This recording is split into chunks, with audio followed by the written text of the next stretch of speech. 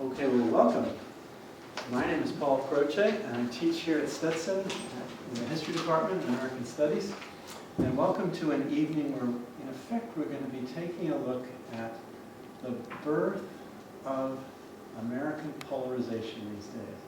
You look around you at our culture and our politics, and wouldn't you say we've got an awful lot of people who just talk right past each other. We got red states and blue states. We got culture wars going on. We've got all kinds of ways in which we live on sort of different values planets. Where did that come from? I think a big part of that is in the 1960s. And a big part of the tension of the 60s was over the Vietnam War. And tonight we're going to be taking a look at a microcosm of America, a microcosm of America during the 60s, a microcosm of America about the Vietnam War. To be taking a look at the birth of the movement against the war at a time from 1963 when there was almost universal support for the war until 1970 when Americans were at full tension with each other over the war, pro-war and anti-war. How'd that happen? By taking a look at one city, we get a chance to sort of dig into the particulars. We also have a chance not only to see some primary sources of people both for and against the war as the 60s continued on and as the war was escalating from 1963 and 4 and 5 until 1969 when the United States' involvement peaked. But we also have an opportunity to hear from someone who was living there at the time in Madison, Wisconsin. So in the language of historians, you're getting primary footage here. Film footage and the private source of someone living at the time. So we're going to be taking a look at the war at home, meaning the war at home in the United States, in addition to the fighting that was going on in Southeast Asia. And if we take that microcosm down one step further, the war at home even in Kathy Bracewell's household. Because as she was turning, we'll hear more from her at the end of the film, as she was turning to views against the war, her brother was serving in Vietnam. And I understand that brought a little, not even talking with each other for a little while. Let's hear more about that. So first we're going to start with Madison, 1963. The film will take us through 1970, and then we'll get some discussion, starting with Kathy Bracewell, and also from Roberto Barragan, who is the head of the chapter? No, just one of the founding members. One of the founding members of the chapter here, of Veterans for Peace, to talk about their views on the film, on Madison, and what legacies that leaves for us. So, let's take a look at the film, and here goes.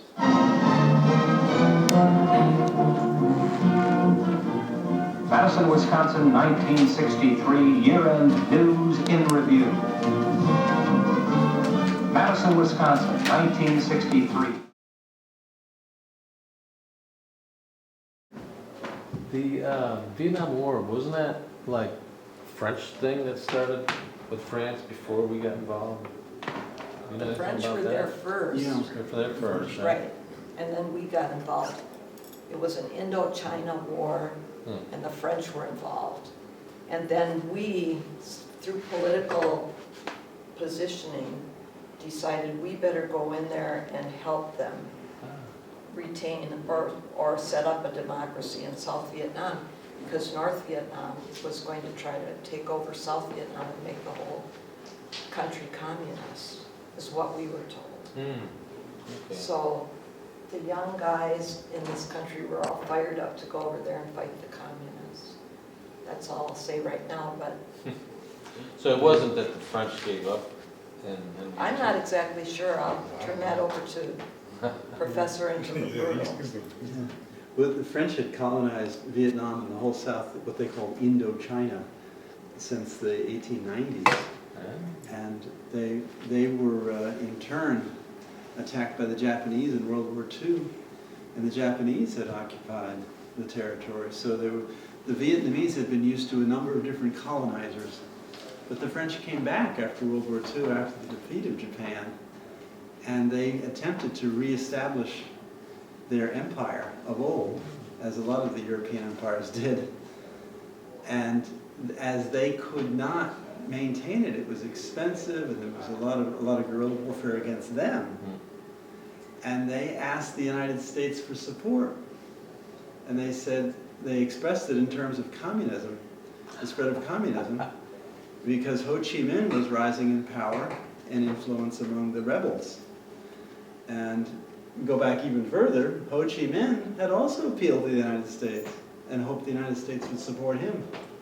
When the U.S. did not support Ho Chi Minh in 1945 and 6, right when Japan was pulling out, Ho Chi Minh said, well, how about the Soviet Union? So he only turned toward more communism when the United States wouldn't support his cause against the colonial power. So the U.S. was actually paying for the French army by the early 50s, about 70% or 75% was being paid for by the Americans. And even at that, they were defeated at Dien Bien Phu. It was their final battle when the Vietnamese rebels overturned the French power. And then the U.S. had to make a big choice. Their colonial backers weren't working. And that's when they get to a split of Vietnam in 1955. They didn't acknowledge elections because they were fearful that Ho Chi Minh would win. And the battle between North and South Vietnam continued on a guerrilla basis, and it looked like South Vietnam was about to fall in '63. And that's when the U.S. started stepping up support, and the Gulf of Tonkin Resolution in '64 that was depicted in the film, and the first major input of huge numbers of Army troops was in April of '65, the 50th anniversary this year in Da Nang. Right. And that's when you get the big numbers of American troops. Okay, that answers your question, Chris. That's a big answer, yeah. Yes, it was. It was a big war. I wouldn't. It was a big little war. They Right. call it a little war, but it was a big engagement. So pray tell. Interesting. You would ask another country to help you with your empire building. It's a strange thing. That is a funny thing. That is a funny thing, but Really, odd bedfellows really, no kidding. in Money fighting makes against things go communism. around, right? Oh, yes. So pray tell, Roberto and Kathy, Okay. let's hear some. First of all, Your folks, thoughts. thank you so much, guys, for all being here, and Professor Croce for hosting and presenting this. We appreciate Thank the you for opportunity. coming. Myself, Roberto, I'm one of the founding members of the Veterans for Peace of Central Florida. I'm a combat vet from the Gulf War myself. I just want to mention real quickly the Central Florida Veterans for Peace, the Colonel Bob Bowman chapter, was actually named for him because Colonel Bowman was a United States Air Force pilot who served over 100 combat missions in Vietnam, as well as in NORAD as the interceptor pilot. He also helped protect our Atlantic coast and the continental U.S. He went on to direct the DoD's top secret strategic defense initiative, most commonly known as the Star Wars program, and going on to retire in 1978. Colonel Bowman had multiple advanced degrees in nuclear aeronautical engineering, actual real-life rocket scientist, if you would. A few years later, Colonel Bowman was asked by the DoD Joint Chiefs of Staff to leave his job in private industry and become a whistleblower and warn the American people and the people of the world that the Reagan administration's plan to use the Star Wars program as a first strike offensive weapon and not as a self-defense weapon as the public was so had been told.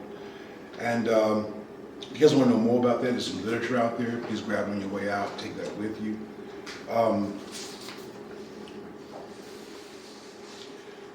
One thing about it, I was asked to just bring up a couple housekeeping things. Freedom isn't free, as you guys noticed from the thing. There's a lot goes into it, not only just the civilian sector, but the military people as well. And the fight happens here at home as well. What we're going to do is I'd like to introduce, before I continue, Kathy Bracewell, a good friend of ours. And Kathy was actually there at the University of Wisconsin during the time when all this stuff was being filmed. And we've got some, if you guys got any questions for her regarding her opinions and her experience at the University of Wisconsin during that part when the film was being portrayed, please feel free to ask. I'll start off by just asking one quick question, Kathy. What were some parts of that anti-war movement, the objections to the war on campus, and the objections to the draft? What did you see going on? Well, before I answer that, Roberto, I have to just give a little introduction to myself. Kathy Bracewell. Sorry. I'm a single mom. My husband passed away. My son is older now, but he's mildly autistic. Most of my life I have been anti-war since I knew what war was. When I first learned what war was as a little kid, I was anti-war, and so was my favorite person in the world, my grandma. So when I got to be college age, I wanted to go to Madison because I knew that was where the action was with anti-war. And I eventually got there. It's kind of a long story. But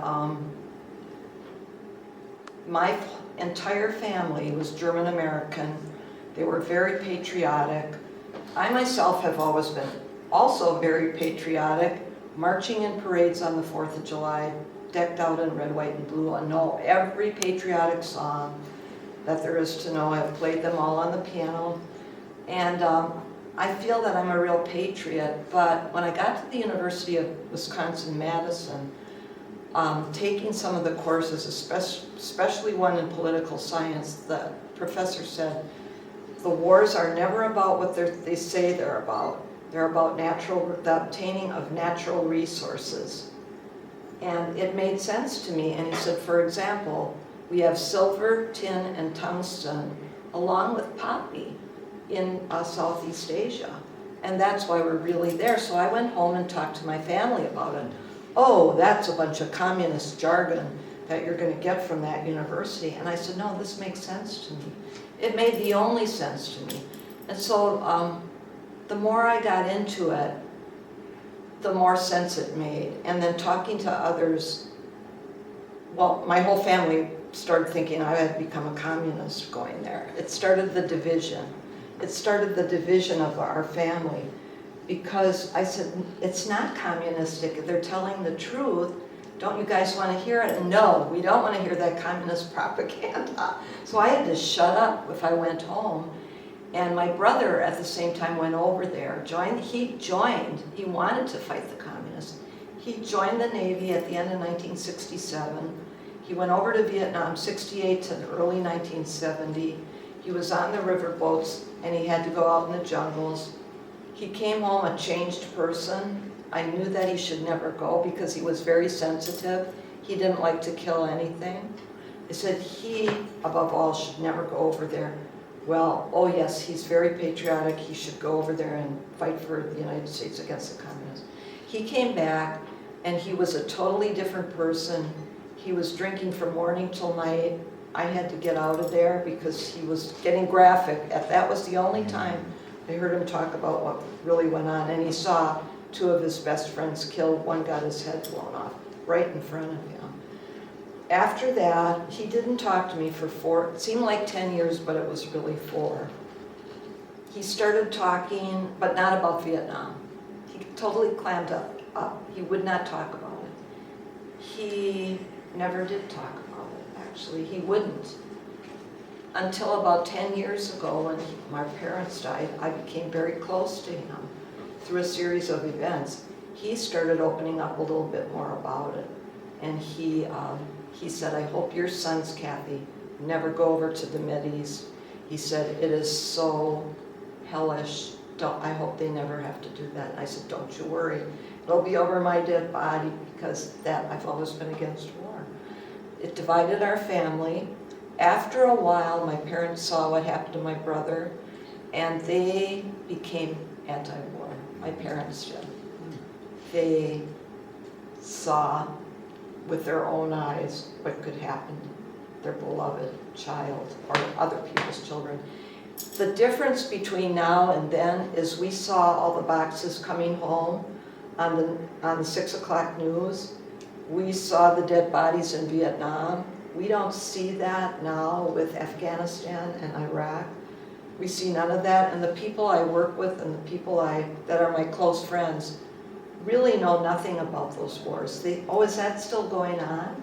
They kind of know that something's going on there, but nothing's ever really broadcasted on the news like it was back then. And like I say, the boxes coming home, on every person in the neighborhood had somebody that was killed over there, knew somebody or had a family member or I had a friend. So what was the question again? I can take off. It's a very chaotic time. It was very, and you could tell by the film, that's exactly how it was. And even more so if you got there and you had all the sounds and the smells. And by the way, I got tear gassed many times, not for doing anything, simply from walking down the street, looking like I always kind of dressed with the styles. I maybe looked a little bit like a hippie. I did not take drugs of any kind, and I like to dress like that, however. So this cop on one occasion came up to me. I was going to work, and he tear gassed me right in the face. I said, what was that for? And I said, I'm on my way to work. I couldn't see, of course, for a while. But that's the way it was. The police were different. Well, I guess they're getting that way again, but they were very aggressive, and they started trouble, really. They started things with it. I couldn't even believe it. It was a chaotic time, and yet I'm so glad I experienced it. Okay, shut up. I have a question in the audience? I thought I saw a hand. Yeah, I had a question. Do you know if this was taking place at any other universities or any other? The University of California at Berkeley was our sister college. We were in close contact with them. They were doing the same types of things. The police were doing the same types of things there. Columbia University in New York. There are a couple universities in New York, exactly the same types of things were going on. The protests and so forth. University of Illinois, University of Iowa, of course Kent State, and they got actually shot for it. And they were, actually these colleges around the country were getting into the demonstrations, just some of them were more radical than others. University of Wisconsin-Madison, University of California, Berkeley were two of the most radical, and Columbia and New York. Most people now are getting sick, are getting appendages that don't work. They're older, they're comfortable. They're comfortable and they're with their stocks and bonds. They don't really want to speak up about this stuff anymore. I have a couple friends that probably still would. Okay. Jim? Yeah. Is it possible to question your government's foreign policy about wars and still support the troops at the same time, or still have respect for the troops at the same time? Or how does that work? I think that it's important